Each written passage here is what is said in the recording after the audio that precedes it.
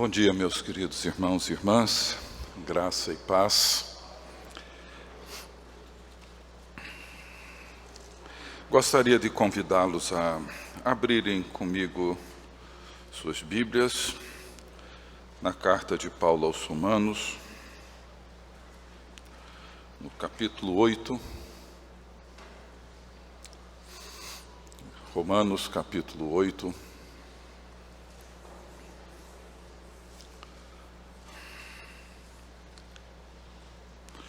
Eu vou ler todo o texto. Nós vamos, nessa meditação dessa manhã sobre o Espírito Santo, a presença da terceira pessoa da Trindade que santifica aqueles que cuidam do rebanho de Deus e o povo de Deus. Eu queria dividir em três momentos, em três temas, na forma como Romanos 8 nos apresenta a pessoa do Espírito Santo como o Espírito da vida, o Espírito da adoção e o Espírito da intercessão. Esse tema talvez hoje um dos temas que nós, como igreja, particularmente nós como pastores, líderes, devemos dedicar mais atenção a ele. A pergunta que sempre me surge é: qual o lugar e qual o papel do Espírito Santo numa civilização, numa cultura e numa igreja tecnológica? A minha preocupação envolve a perda da transcendência numa sociedade tecnológica. E essa é a marca, é a característica da nossa cultura. E a tecnologia, claro, é um dos grandes avanços da humanidade. Ela nos traz recursos impressionantes, numa revolução jamais vista pela sua velocidade e pela forma como ela tem mudado não só a nossa maneira de fazer as coisas, mas também tem mudado a nossa percepção da realidade.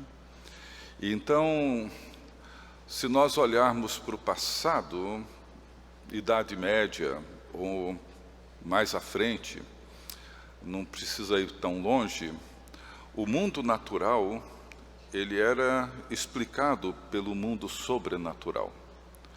Os eventos, os acontecimentos no mundo natural encontravam suas explicações no mundo dos deuses, dos demônios, no mundo sobrenatural. Se havia uma catástrofe, uma epidemia, alguma coisa dessa natureza, havia um mundo sobrenatural que explicava o mundo natural. Mas aí veio o racionalismo, veio o iluminismo, veio a revolução científica, a revolução tecnológica.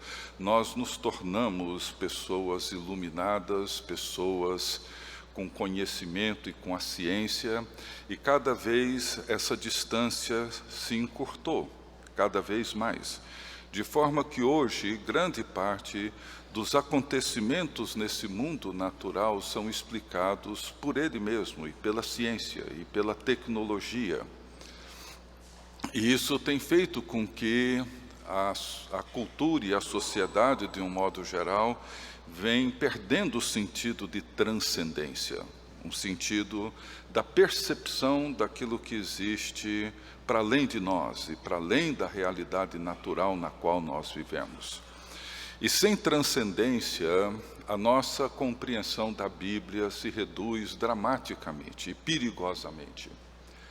Uma das expressões de Jesus na oração sacerdotal, ele ora dizendo por 2 vezes que nós, seus discípulos, não somos deste mundo. Diz: eles não são deste mundo como eu também não sou. O que é que significa para mim e para você não ser deste mundo? Não que não seremos um dia. Não que um dia, quando Jesus voltar, não estaremos mais ou não participaremos mais deste mundo. Jesus afirma dizendo: eles não são, como eu também não sou.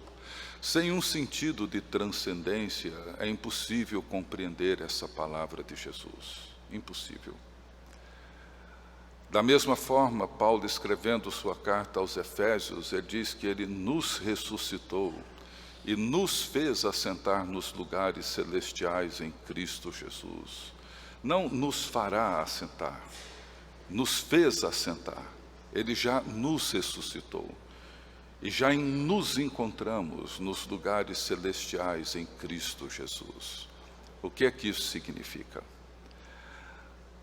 Paulo, escrevendo aos Colossenses, ele diz: buscai as coisas lá do alto, não as que são aqui da terra. Pensai nas coisas lá do alto, onde Cristo vive, assentado à direita de Deus. E pensar nas coisas lá do alto não é valorizar as coisas espirituais em desprezo às coisas do mundo que nós vivemos. Significa participar de uma realidade que transcende a realidade natural das coisas e nos ajudar a perceber e a viver a realidade do mundo de Deus no mundo no qual nós vivemos.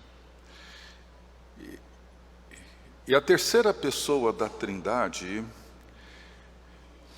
o Deus Espírito Santo, ele nos introduz, ele torna possível a nossa participação nesse mundo. Mas hoje, eu tenho dito que muitas vezes a tecnologia, ela cria com uma facilidade imensa uma substituição. Por exemplo, nós temos uma boa tecnologia para as nossas músicas, bons instrumentos, um bom sistema de som. E muitas vezes nós presumimos que se temos uma boa música, nós temos uma boa adoração. Uma coisa não significa outra. Nós presumimos que se temos uma igreja bem estruturada, nós temos uma comunhão. Não.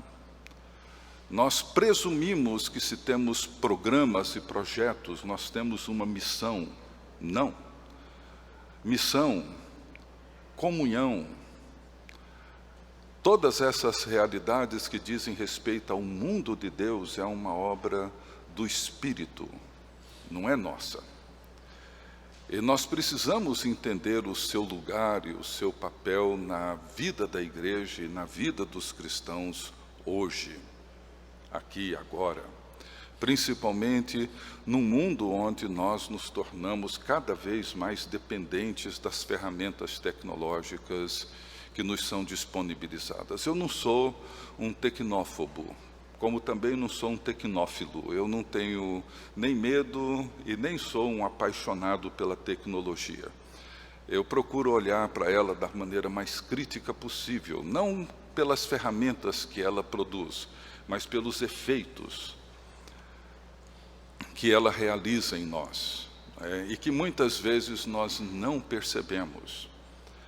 Hoje em dia, talvez alguns poderiam até não concordar, mas eu diria que é possível alguém plantar uma igreja e fazer essa igreja crescer sem nunca ter orado. Basta você ter as ferramentas, os recursos, e isso acontece.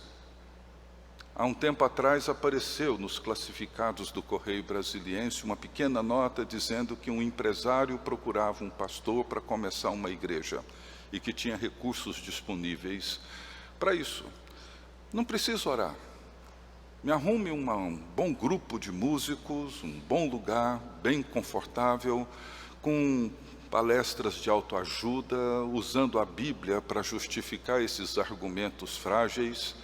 E nós teremos, em pouco tempo, uma multidão de pessoas assentadas, cantando e fazendo tudo aquilo que é comum se ver dentro de uma igreja. Mas a questão toda é a vida do Espírito, a vida que o Espírito vem realizar em nós, onde é que ela se encontra? E de que maneira nós podemos percebê-la? E Romanos 8 é um desses textos que nos convidam para refletir sobre essa realidade impressionante, sobre esse mundo fascinante, sobre essa realidade gloriosa que envolve a vida no Espírito. Então eu gostaria de ler, o texto é mais longo, mas é necessário para nós termos uma compreensão mais ampla do pensamento de Paulo sobre esse assunto, num dos capítulos mais impressionantes dessa carta. Agora, pois, já nenhuma condenação há para os que estão em Cristo Jesus, porque a lei do Espírito da vida em Cristo Jesus te livrou da lei do pecado e da morte. Porquanto, o que for impossível à lei no que estava enferma pela carne, isso fez Deus enviando o seu próprio Filho em semelhança de carne pecaminosa e no tocante ao pecado.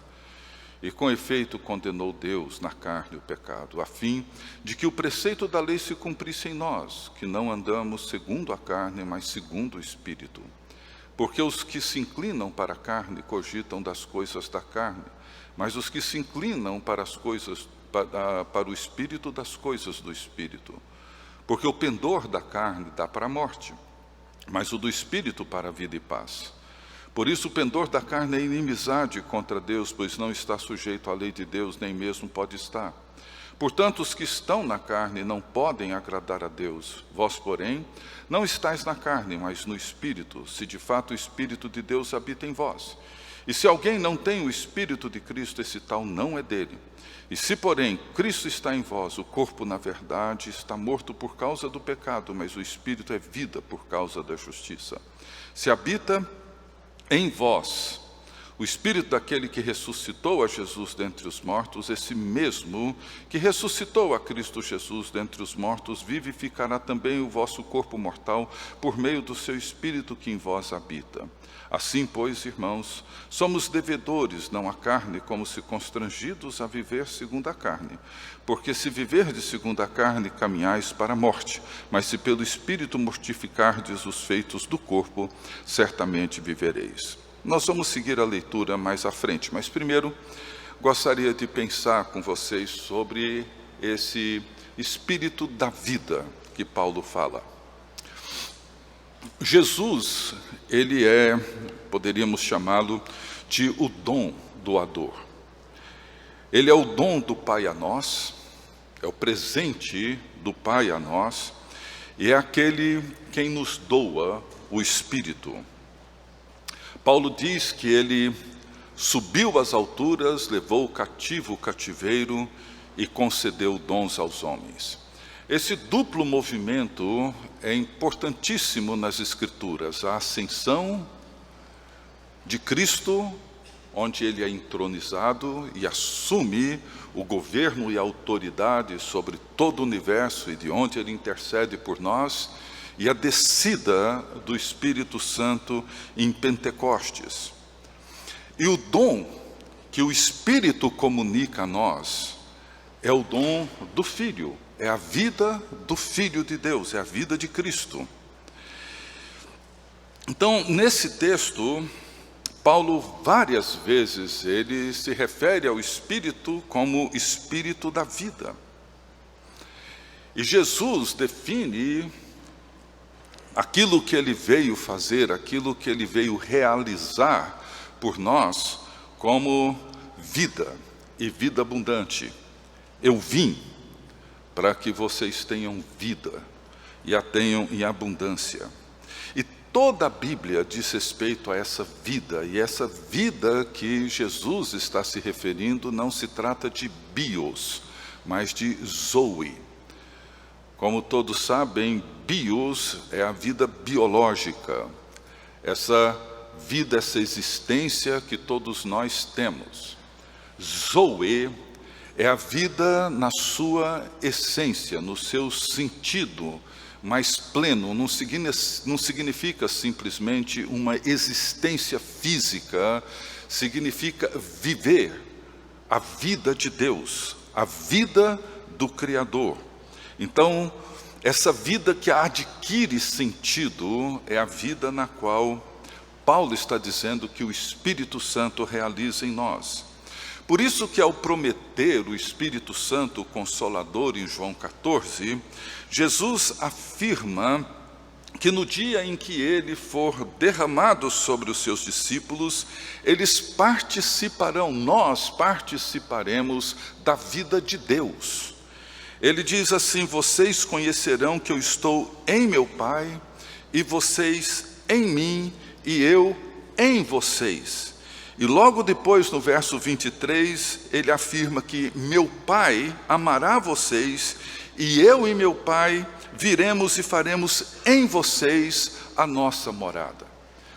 Ou seja, Jesus demonstra que a presença da terceira pessoa da Trindade, do Espírito Santo e do Consolador, é que nós estaremos nele, como ele está no Pai e o Pai está nele. O reverendo Darrell Johnson diz que essa preposição em é a distância mais curta que existe entre nós e Deus.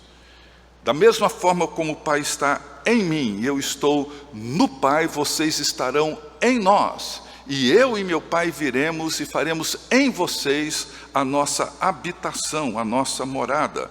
Então a promessa do Espírito Santo, ela aponta para uma realidade extremamente pessoal, mas também comunitária, de comunhão íntima entre nós enquanto pessoas e entre nós enquanto povo de Deus e o próprio Deus e entre nós.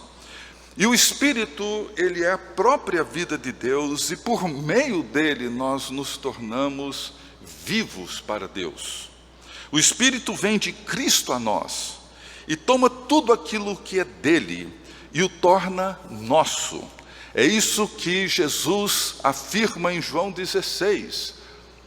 Tudo que o Pai tem é meu, afirma também em João 17.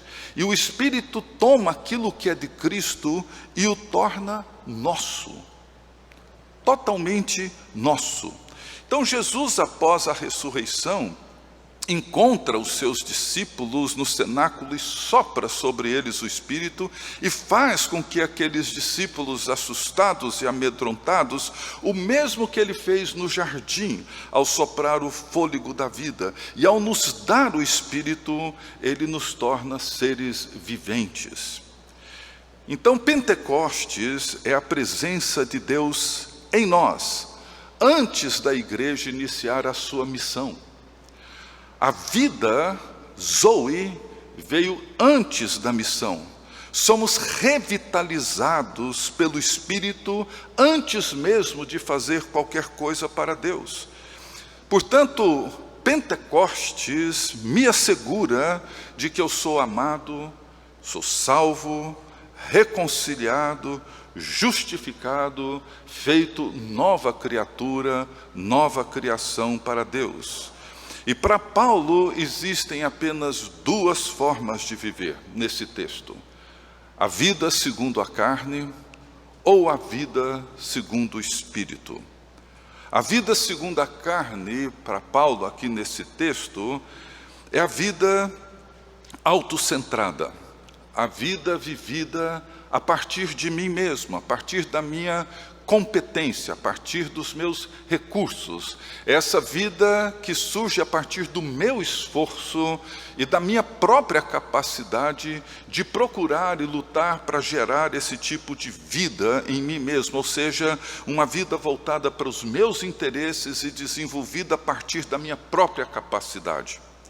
A vida no Espírito, para Paulo, é a vida de Deus e a vida em Deus, realizada em nós, não por nós mesmos, mas pela morte e pela ressurreição de Jesus Cristo, e vivida agora pelo poder do Espírito Santo que habita em nós. É a vida não mais voltada para nós mesmos, autocentrada, mas é a vida voltada para Deus, é uma vida focada em Deus e não mais em nós. Eu queria olhar sobre 4 perspectivas esse texto de Romanos 8. Primeiro, considerando rapidamente o capítulo 7, que Paulo descreve a impossibilidade humana de viver a vida de Deus. A afirmação no verso 15 do capítulo 7, quando Paulo diz assim, que não faço o que desejo, mas o que odeio, tem servido para muitos cristãos se conformarem com uma luta permanente dentro de nós, entre o bem que queremos fazer e não fazemos, e o mal que detestamos, mas que acabamos fazendo. Para muitos, Paulo é um tipo de álibi para desistir de lutar. É um tipo de álibi para nós nos acomodarmos com o nosso fracasso, com a nossa incapacidade de viver a vida de Deus. Para muitos que aceitam essa compreensão de Romanos 7, a carne geralmente vence. E dessa forma a suficiência do Espírito é deixada de lado em nome de um falso realismo. Porém, o que Paulo descreve no capítulo 7 de Romanos é a sua vida antes de conhecer a Cristo, a vida que ele viveu como um religioso dentro do judaísmo. É o caminho, a vida que ele viveu antes do encontro com Jesus no caminho de Damasco. Então, para ele, a carne, e há outros sentidos desse termo no Novo Testamento, mas aqui me parece que Paulo é bem específico, significa, como eu já disse, essa vida autocentrada, essa confiança na sua própria capacidade, no seu mérito, na sua força, na sua competência. E no capítulo 7, Paulo descreve então o fracasso de viver a vida de Deus pelo seu próprio esforço, de cumprir os mandamentos, a lei de Deus, pela sua própria competência, pela sua própria força, pelos seus próprios méritos. Então, a antiga ordem das coisas para Paulo é identificada em termos da carne, orientado para a criatura e construído a partir do esforço da própria criatura. A carne aqui compreende as coisas do ponto de vista dessa época, dessa ordem antiga, antes de Paulo se converter a Cristo, antes dele conhecer a Cristo, em que o valor e o significado residem no poder, na influência, na riqueza, na sabedoria humana, na competência humana. E Paulo, tragicamente, ele reconhece ser impossível viver a vida de Deus pelos seus próprios méritos, pelo seu esforço, pela sua força. Ele reconhece que a lei é boa, é santa, é justa. Ele reconhece que o problema para ele não era a lei, o problema é que a lei não é capaz de realizar aquilo que ela mesma propõe, aquilo que ela mesma oferece, ela por si só. Pelo esforço de Paulo, ela não era capaz de realizar aquilo que ela propunha. Então, por isso, Paulo chega à conclusão de que ele não conseguia fazer aquilo que ele desejava, mas acabava sempre fazendo aquilo que ele mais detestava. Então, aqui, a carne refere-se a essa autoconfiança baseada numa presumida relação vantajosa com Deus, e no caso de Paulo, evidenciada pela circuncisão. E retornar a isso, ou seja, pôr a confiança na sua biografia, no seu pedigree, na sua história, na sua herança, na sua competência, na sua habilidade, no seu brilhantismo e tal, é retornar a pôr a confiança na lei e em sua competência para cumpri-la, e é retornar ao caminho que teve o seu fim na morte e na ressurreição de Jesus Cristo. E o que Paulo encontra no fim de tudo isso é culpa, é frustração e um enorme fracasso. O capítulo 7, Paulo está descrevendo a sua vida antes de conhecer a Cristo.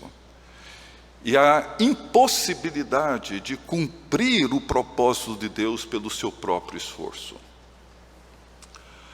No capítulo 8, Paulo então passa a afirmar a nova liberdade que nós temos em Cristo. e a nova vida que temos em Cristo. Para ele, a boa nova é que agora não existe mais condenação para os que estão em Cristo Jesus. E o que isso significa? Em Cristo Jesus nós somos absolvidos da culpa do fracasso da lei e do fracasso do nosso esforço próprio. O pecado que a lei revela foi assumido por Cristo e finalmente derrotado na cruz. A exigência da lei, que requer uma vida reta, justa, é realizada agora não mais por nós, mas em nós, pelo Espírito de Jesus Cristo que habita em nós e nos une com Cristo no Pai. Portanto, a boa nova é que a lei sobre a qual nós nos encontramos hoje, aqui, agora, é a lei do Espírito da vida que em Cristo Jesus nos liberta da lei do pecado e da morte. A vida de Deus, ela nos é dada pelo Espírito da vida, que habita agora em nós. Eu e meu Pai viremos e faremos em vocês, em mim, em você, a nossa morada. Um terceiro aspecto envolve a suficiência do Espírito, e nós precisamos entender o que Paulo está falando quando ele se refere a uma guerra entre a carne e o Espírito. E nós temos a tendência de sempre imaginar que existe uma guerra dentro de cada um de nós, um conflito permanente entre a carne e o Espírito. E não me parece que seja isso o argumento de Paulo. O que Paulo está dizendo é que quem está em Cristo vive segundo o Espírito, e quem não está em Cristo vive segundo a carne. Essa sensação de que nós vivemos numa guerra interna constante, uma tensão constante entre a carne e o Espírito dentro de nós, ela tem sido devastadora para muitos cristãos. Não é difícil perceber a sensação de frustração e de desamparo, e uma certa certeza não assumida, mas presumida, de que nós não conseguiremos superar o poder da carne. E como resultado, muitos cristãos, e muitos pastores, e muitos líderes têm vivido um cristianismo cínico, sem vida e sem poder. Paulo diz, em alguns versículos desse texto, algumas coisas muito interessantes. Por exemplo, ele diz assim: porque os que se inclinam para a carne cogitam das coisas da carne, mas os que se inclinam para o Espírito, das coisas do Espírito. São duas coisas distintas. Porque o pendor da carne dá para a morte, mas o do Espírito para a vida e paz. Por isso o pendor da carne é inimizade contra Deus, pois não está sujeito à lei de Deus, nem mesmo pode estar. Portanto, os que estão na carne não podem agradar a Deus. Vós, porém, não estáis na carne, mas no Espírito, se de fato o Espírito de Deus habita em vós. E se alguém não tem o Espírito de Cristo, esse tal não é dele. E se, porém, Cristo está em vós, o corpo, na verdade, está morto por causa do pecado, mas o Espírito é vida por causa da justiça. E se habita em vós o Espírito daquele que ressuscitou a Jesus dentre os mortos, esse mesmo que ressuscitou a Cristo Jesus dentre os mortos, vivificará também o vosso corpo mortal por meio do seu Espírito que em vós habita. Não existe uma guerra. Não existe uma guerra. Podemos falar de uma tensão, eu comento isso mais à frente, mas não existe uma guerra. O que Paulo está descrevendo aqui, meus queridos irmãos e irmãs, é a completa incompatibilidade entre viver segundo a carne e viver segundo o Espírito. Estamos em Cristo, e se estamos em Cristo, estamos no Espírito, e se estamos no Espírito, a nossa inclinação, o nosso pendor não é mais para a carne, mas para Cristo. O Espírito que habita em nós é o Espírito daquele que ressuscitou a Jesus dentre os mortos. Essa é, para Paulo, a condição na qual nós vivemos agora. O Senhor ressurrecto já se encontra sentado à direita de Deus Pai, com toda a autoridade que lhe foi dada nos céus e na terra, reinando e governando todo o universo. E a lógica de Paulo é bastante simples. Se vocês estão em Cristo, vocês estão lá também. Vocês estão participando da mesma vida de Cristo, sujeitos ao governo de Cristo, vivendo sob a autoridade do Senhor ressurrecto. Vivam a partir dessa realidade. E um caminho que Paulo aponta para isso, não apenas aqui, mas na carta aos Gálatas e outros lugares, é que a realidade futura de cada um de nós é a plena realização da ressurreição de Cristo. Portanto, nós devemos viver no presente momento de forma a nos tornar as pessoas que estamos destinadas a ser quando Cristo voltar. Noutras palavras, nós já estamos em Cristo e já estamos no Espírito e já vivemos no Espírito, mas nós não somos ainda os cristãos, o povo de Deus, que haveremos de ser um dia. A vida no Espírito hoje não é outra coisa senão a antecipação daquilo que um dia seremos, para que essa realidade se inicie, se realize hoje na vida de todos nós. Então, quando eu contemplo aquilo que um dia verei de ser, o que o Espírito faz hoje é antecipar essa realidade gloriosa do futuro que estamos destinados a ser. É isso que significa em Gálatas semear para o Espírito. Por isso nós contamos com a presença do mesmo Espírito da vida em Cristo Jesus. E é claro que esse processo envolve conflito, envolve tensão, mas não uma tensão entre a carne e o Espírito que se degladiam entre si dentro de nós e sempre a carne vence. Não, nós já estamos em Cristo, nós lutamos sim contra o pecado, nós lutamos sim contra os nossos hábitos arraigados, contra realidades do velho homem ou da velha humanidade que ainda estão presentes e persistem em permanecer vivos dentro de nós. A nossa luta permanece, isso envolve tensão, mas nós já estamos em Cristo. E nós vivemos essa realidade, vivemos entre os tempos, vivemos entre a realidade presente e a realidade ainda não consumada. A carne, para Paulo, ela já foi mortalmente ferida e será finalmente aniquilada com a vinda de Cristo. Portanto, a vida segundo o Espírito já é uma realidade presente e será plenamente realizada na vinda de Jesus Cristo. Então, considerando que a velha natureza ainda não se esgotou, nós precisamos aprender a andar no Espírito, a viver no Espírito, a semear para o Espírito. E para Paulo, viver na carne é viver rendido às realidades da presente era. Para ele, esse modo de vida pertence ao passado. Aqueles que vivem desse jeito estão fora de Cristo, não têm o Espírito de Cristo, portanto não são dele. Os versos 5 a 8,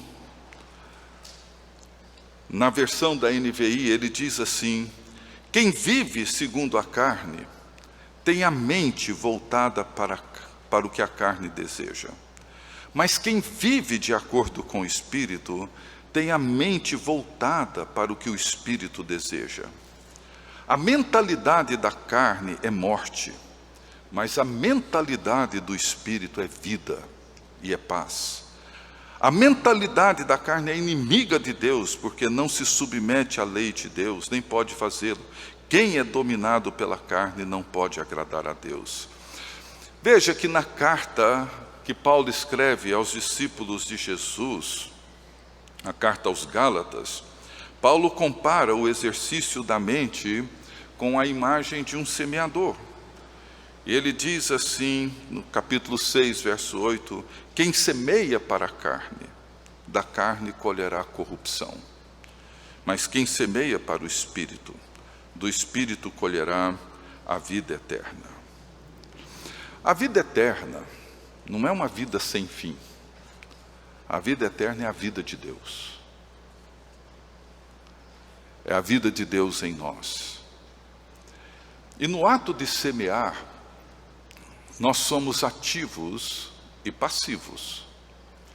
Nós somos ativos quando preparamos a terra, limpando, adubando, quando nós lançamos a semente, mantemos o terreno limpo. Isso envolve uma ação, isso envolve uma atividade nossa. E somos passivos, porque dependemos totalmente das condições do clima, do sol, da chuva, de realidades sobre as quais nós não temos nenhum domínio, nenhum poder. Dallas Willard faleceu poucos anos atrás. Ele costumava dizer que graça é ausência de mérito, não de esforço. A graça é ausência de mérito, mas não de esforço. Paulo diz que nós, que vivemos segundo o Espírito, precisamos ter a mente voltada para o que o Espírito deseja. O professor N.T. Wright, comentando a importância da renovação da mente em Romanos 12:1, no livro Eu Creio e Agora, ele diz assim: repare em primeiro lugar que Paulo insere a ordem de sermos transformados no chamado para a adoração sacerdotal. Devemos oferecer sacrifícios, devemos adorar o Deus vivo com verdade e vida. Aqueles que obtiveram acesso à presença de Deus agora estão instruídos a ir ao templo, não apenas como adoradores, mas como sacrifícios. Devem se apresentar no altar, em outras palavras, entregar toda a vida ao Deus, cuja misericórdia os resgatou. Nós nos apresentamos não como ou apenas como adoradores, mas como sacrifício vivo. Então, os que vivem segundo a carne são aqueles que cogitam das coisas da carne. Eles estão fora da vida de Cristo. Eles não se submetem à palavra de Deus. Eles não agradam a Deus, nem podem agradar. E isso acaba em morte. O povo de Deus que anda de acordo com o Espírito vive em contraste com os que andam segundo a carne. E as suas mentes estão voltadas para as coisas do Espírito e se alimentam dele. E vivem a nova liberdade que o Espírito oferece, e em vez de morte, conhecem a vida, Zoe, não bios. Paulo reconhece que a vida no Espírito não é um estado inviolável. Ele nos lembra que pelo Espírito nós devemos aniquilar aquilo para o qual já morremos. Vivemos no mundo real, somos seres humanos, não divinos, vivemos entre o já e o ainda não, e o imperativo para o já é andar e viver no e pelo Espírito. E Paulo reconhece que vivemos num mundo onde a presença do pecado, do mal, da carne é uma realidade. Mas ele também reconhece que esse mal, o pecado, foi derrotado na cruz e que nós fomos regenerados pelo poder do Espírito para viver a vida de Deus e produzir os frutos de justiça. Então esse é um primeiro aspecto que eu queria mencionar. O segundo é o espírito da adoção, o espírito da vida, Zoe, e segundo, o espírito da adoção, que é um outro aspecto fundamental no pensamento de Paulo nesse capítulo. Eu quero ler então Romanos 8, começando agora no verso 14. E Paulo diz assim: pois todos os que são guiados pelo Espírito de Deus são filhos de Deus. Porque não recebestes o espírito de escravidão para viverdes outra vez atemorizados, mas recebestes o espírito de adoção, baseados no qual clamamos, Abba, Pai. O próprio Espírito testifica com o nosso espírito que somos filhos de Deus. Ora, se somos filhos, somos também herdeiros, herdeiros de Deus e co-herdeiros com Cristo. Se com Ele sofremos, também com Ele seremos glorificados. Como nós já vimos ao prometer o Espírito, o Consolador, em João 14, Jesus afirma que no dia em que ele for derramado, no dia em que a promessa do Espírito se cumprir, os seus discípulos participarão da vida de Deus. Meu Pai amará vocês, e eu e meu Pai viremos e faremos em vocês a nossa morada. Deus Pai e o Deus Filho, pelo poder do Espírito Santo, fazem a sua habitação, fazem a sua morada em nós. A promessa do Espírito, ela nos conduz à realidade mais pessoal, mais íntima, com o amor de Deus. E essa é a vida de Deus. E uma vez que a morada de Deus é em nós, devemos perguntar o que o Espírito Santo está fazendo em nós. Como eu já disse, ele está comunicando a vida de Deus. No Espírito nós vivemos a antecipação do futuro. Vamos nos tornando cada dia aquilo que seremos plenamente no futuro quando Cristo voltar. E eu insisto em lembrar que Paulo não está falando em Romanos 8 de uma luta, de uma guerra interna entre a carne e o Espírito. Nós vivemos segundo o Espírito porque vivemos em Cristo. E por causa disso nós não vivemos mais segundo a carne. Ele é o Espírito que comunica a vida de Deus em nós e é o Espírito da adoção. E nós encontramos na carta aos Romanos, em termos doutrinários, dois grandes temas: a justificação e a adoção. A justificação é a obra de um juiz misericordioso, e a adoção é a obra de um pai amoroso. E é importante aqui enfatizar que Deus, enquanto Criador, Ele é o Criador de toda a raça humana. Mas enquanto Pai, Ele tem apenas um único Filho, que é Jesus Cristo, seu Filho unigênito.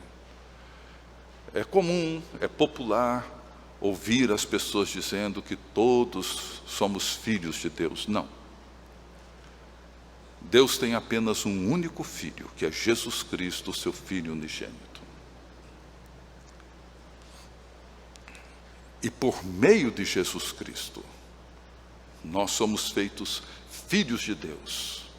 Não filhos naturais, mas filhos adotivos.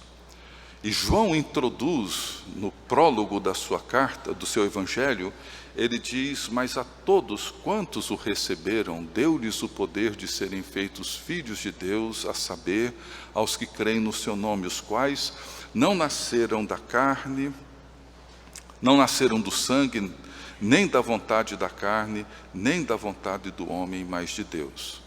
O que me chama a atenção aqui é que João usa uma fraseologia, usa uma estrutura de linguagem que se refere ao nascimento de Jesus Cristo. o único que não nasceu do sangue, nem da vontade da carne, e nem da participação e vontade de homem algum, foi Jesus Cristo, quando concebido por Maria, por obra do Espírito Santo, quando Deus envolve Maria, e ela então realiza o propósito de Deus. Mas João aqui não está se referindo ao nascimento de Jesus. Ele usa a mesma linguagem referente ao nascimento de Jesus, mas agora ele está se referindo a nós. Nasceram de Deus. Não foram apenas criados por Deus, mas nascidos de Deus. Ou seja, o Espírito da vida é também o Espírito que realiza em nós o renascimento. A vida de Deus torna-se a nossa vida, porque agora, uma vez nascidos de Deus, nós participamos da vida de Deus e nos tornamos filhos de Deus. O Espírito Santo realiza em nós sempre aquilo que Ele realizou primeiro no Filho de Deus, tanto no seu nascimento, quanto na sua unção, como na transfiguração. Todo aquele processo que o Espírito realiza primeiro no Filho de Deus, ele vem depois e realiza em nós, que somos feitos filhos de Deus pelo Espírito da adoção. Então, quando o Espírito realiza em nós, nós ouvimos também essa voz do céu dizendo: esse é o meu Filho amado, em quem eu tenho o meu prazer. Nós ouvimos pessoalmente, intimamente, essa mesma declaração, porque em Cristo nós nos tornamos participantes da mesma vida do Filho de Deus. E Paulo coloca alguns aspectos importantíssimos aqui nesse texto. O primeiro, ele diz que nós somos guiados pelo Espírito de Deus. Todos que são guiados pelo Espírito de Deus são filhos de Deus. É uma expressão que é um tanto infantil, no sentido de que ela diz respeito a esse processo onde as pessoas aprendem a viver. Nós aprendemos a viver quando nós somos bem conduzidos, bem guiados por pais amorosos. Nós necessitamos ser guiados. Todos nós necessitamos que alguém nos tome pela mão e nos guie, e nos oriente, e nos forme, e nos ajude a entender a vida. Pais bons, amorosos, se esforçam para fazer isso para os seus filhos, tornando-os igualmente bons e amorosos. Quando nós nos tornamos filhos e filhas de Deus pela mediação de Jesus Cristo e pelo poder do Espírito Santo, nós somos guiados pelo Espírito de Deus para viver a vida de Deus. A carta aos Hebreus faz essa comparação. Ele diz assim: vocês se esqueceram da palavra de ânimo que ele lhes dirige como a filhos. Meu filho, não despreze a disciplina do Senhor, nem se magoe com a sua repreensão. Suportem as dificuldades, recebendo-as como disciplina. Ora, Deus os trata como filhos. Qual filho que não é disciplinado por seu pai? Se vocês não são disciplinados, e a disciplina é para todos os filhos, então vocês não são filhos legítimos, mas sim ilegítimos. Além disso, tínhamos pais humanos que nos disciplinavam e nós os respeitávamos. Quanto mais devemos submeter-nos ao Pai dos Espíritos para assim vivermos? Nossos pais nos disciplinavam por curto período, segundo lhes parecia melhor, mas Deus nos disciplina para o nosso bem, para que participemos da sua santidade, para que participemos da vida de Deus. Ele usa a mesma imagem dos pais que educam, disciplinam, corrigem, conduzem os seus filhos, ajudando-os a se tornarem homens, mulheres maduros, íntegros. Deus, da mesma forma, nos toma pelas mãos como seus filhos e filhas, e nos corrige, e nos instrui, e nos orienta, e nos guia, e nos dá tudo aquilo que é necessário para que nós vivamos a vida de Deus. E Ele nos trata como filhos. Isso implica, claro, num longo processo de formação. Nós somos amados por Deus, guiados pelo Espírito para viver a vida de Deus e participar da santidade do próprio Deus. Um outro aspecto que Paulo coloca aqui diante de nós é a libertação do medo. Ele diz que nós não recebemos um espírito de escravidão para vivermos atemorizados. Recebemos o Espírito de Cristo que nos leva a clamar: Abba, Pai. Paulo, no capítulo 7, descreve que o bem que ele queria fazer, ele não conseguia, e o mal que ele não queria, acabava fazendo. Reconhece que a angústia, medo, culpa, frustração, fracasso, acompanharam Paulo por muitos anos. A conclusão é que ele era um homem miserável, prisioneiro do pecado e da sua incapacidade de responder a Deus. O medo dominava o mundo de Paulo por causa do fracasso que ele impunha.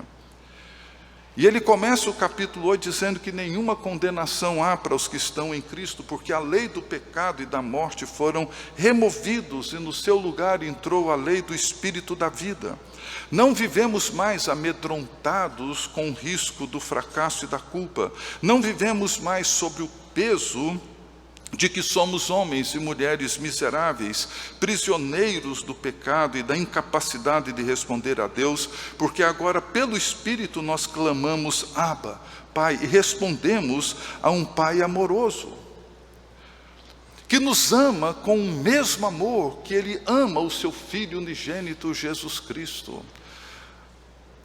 Na oração sacerdotal, Jesus termina dizendo que somos amados com o mesmo amor que Ele ama, que Ele é amado pelo seu Pai eterno. Participamos da mesma glória, da mesma alegria, da mesma missão. Tudo aquilo que Jesus tem, Ele agora concede a nós todos os seus benefícios. Isso está logo no início do livro 3 das Institutas. É interessante que no livro 2, Calvino descreve tudo aquilo que Cristo fez por nós, descreve a obra da cruz, descreve tudo aquilo que Cristo realizou, e no livro 3 ele introduz dizendo que tudo isso que Cristo fez é inútil e sem proveito se nós não entramos e participamos desse mundo para dentro do qual Jesus Cristo nos convida pelo poder do Espírito Santo.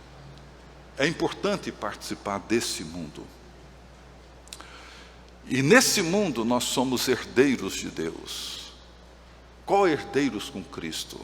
Participamos de todos os benefícios que o Filho tem diante do Pai.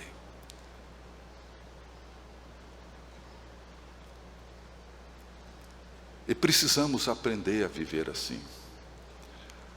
Há vários anos atrás, muito tempo, a minha sogra, ela morava aqui, estava sofrendo de um câncer, ela foi internada para colocar um catéter para o tratamento de quimioterapia, e um pastor conhecido da família, ele apareceu lá para visitá-la.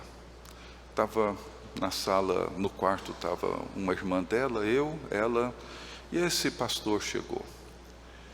E na época, não sei como ele está hoje, né, nunca mais o vi, mas ele, muito envolvido com essas teologias de confissão positiva, de declarações, não sei nem o nome disso direito, mas ele disse que tinha ido lá para orar e reivindicar o direito dela à cura. E minha sogra, uma mulher muito simples, muito crente, ela disse: meu filho, não preocupa não, eu estou bem. Se Jesus me levar, está bem. Se Ele me conceder mais algum tempo de vida, está bem também. Eu estou com Ele, para morrer ou para viver, não precisa preocupar. Não, mas Deus te fez para a cabeça, não para a cauda. Deus fez isso, fez aquilo, você tem o direito, nós vamos reivindicar a sua cura. A maca chegou, já estava na hora dela ir, ele fez então uma oração reivindicando todas essas coisas, e ela foi para o centro cirúrgico. E aí ficamos ali nós três conversando, e não sei, me veio talvez tenha ofendido ele, não sei, mas eu disse assim para esse, eu o conhecia, falei, olha, a sua oração foi a oração de um bastardo, não de um filho. Filho não reivindica. Quem reivindica direitos são os bastardos. Filho sabe quem é. E sabe que ele é herdeiro. Quem briga por herança são bastardos, não os herdeiros. E às vezes eu penso que nós corremos um grave risco de viver como bastardos, sem entender a condição para dentro da qual Jesus Cristo nos levou. E que só nos é possível, pelo Espírito Santo, ter Deus como nosso Pai, da mesma forma como Ele é Pai do seu Filho eterno. E por fim, eu queria concluir sobre o último aspecto desse texto, que envolve a intercessão do Espírito. Eu quero rapidamente terminar com isso. Ele diz assim, do verso 18 em diante, porque para mim tenho por certo que os sofrimentos do presente não podem ser comparados com a glória a ser revelada em nós. A ardente expectativa da criação aguarda a revelação dos filhos de Deus, pois a criação está sujeita à vaidade, não voluntariamente, mas por causa daquele que a sujeitou, na esperança de que a própria criação será redimida do cativeiro da corrupção para a liberdade da glória dos filhos de Deus. Porque sabemos que toda a criação a um só tempo geme e suporta angústias até agora, e não somente ela, mas também nós que temos as primícias do Espírito igualmente gememos em nosso íntimo, aguardando a adoção dos filhos, a redenção do nosso corpo, porque na esperança fomos salvos. Ora, a esperança que se vê não é esperança, pois o que alguém vê como espera, mas se esperamos o que não vemos, com paciência o aguardamos. Também o Espírito semelhantemente nos assiste em nossa fraqueza, porque não sabemos orar como convém, mas o mesmo Espírito intercede por nós sobremaneira com gemidos inexprimíveis. Aquele que sonda os corações sabe qual é a mente do Espírito, porque segundo a vontade de Deus é que Ele intercede pelos santos. Sabemos que todas as coisas cooperam para o bem daqueles que amam a Deus, daqueles que são chamados segundo o seu propósito. O que Paulo coloca aqui é impressionante, simplesmente impressionante. Ele afirma que toda a criação geme e suporta angústias, porque o tempo presente é um tempo de sofrimento, é um tempo de angústia, é um tempo de dor. Um sofrimento que, diz Paulo, não pode ser comparado com a glória que será revelada. E ele diz que não somente a criação geme, mas nós também, que temos o Espírito, gememos, aguardando a plena adoção como filhos de Deus. O que Paulo está dizendo aqui, meus queridos irmãos e irmãs, é que nós somos filhos e filhas de Deus, já somos, já recebemos o Espírito Santo, o Espírito de adoção, e por meio dele nós clamamos Abba, Pai, pela mediação de Jesus Cristo. Nós somos filhos e filhas de Deus. Mas não somos ainda os filhos e filhas que haveremos de ser.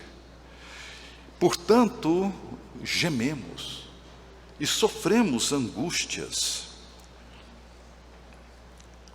Sofremos em virtude dessa longa espera. E mais, Paulo diz que o Espírito Santo também intercede por nós, com gemidos inexprimíveis, porque nós não sabemos orar como convém. Noutras palavras, nós não sabemos ao certo o que haveremos de ser e nem como isso se dará. E quando nós olhamos para as nossas orações, notamos que elas, na maioria das vezes, elas não contemplam o que haveremos de ser. As nossas orações estão sempre muito mais ocupadas, envolvidas com as demandas do presente do que com as do futuro. Por isso nós não sabemos orar como convém. E o Espírito então vem e intercede por nós. e geme por nós, compartilha do gemido cósmico que toda a humanidade sofre, aguardando aquilo que um dia seremos. E o que Paulo diz é que ele conhece as nossas fraquezas, ele conhece a nossa dor, ele conhece os labirintos mais profundos da nossa angústia, do nosso desespero.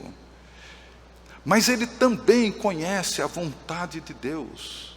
E é segundo a vontade de Deus que ele intercede por nós. Então, ele me conhece, ele te conhece, ele conhece a mente de Deus e a vontade de Deus. E segundo a vontade de Deus, ele intercede por nós.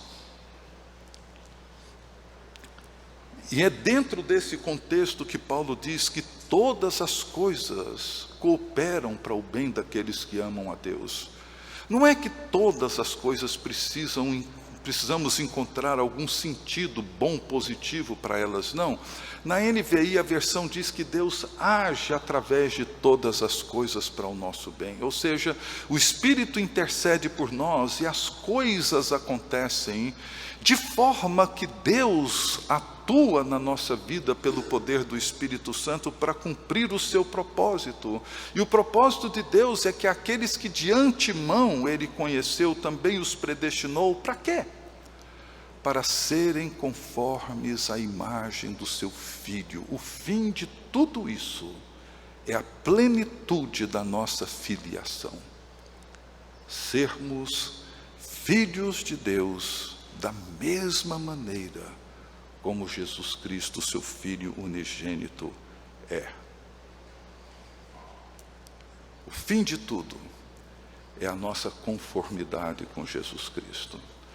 Então, meus queridos irmãos, está aqui um tema para refletirmos: a exaustão, o espírito da vida, o espírito da adoção, o espírito da intercessão, e entender o papel e a obra do Espírito no mundo tecnológico, científico, impessoal que nós vivemos.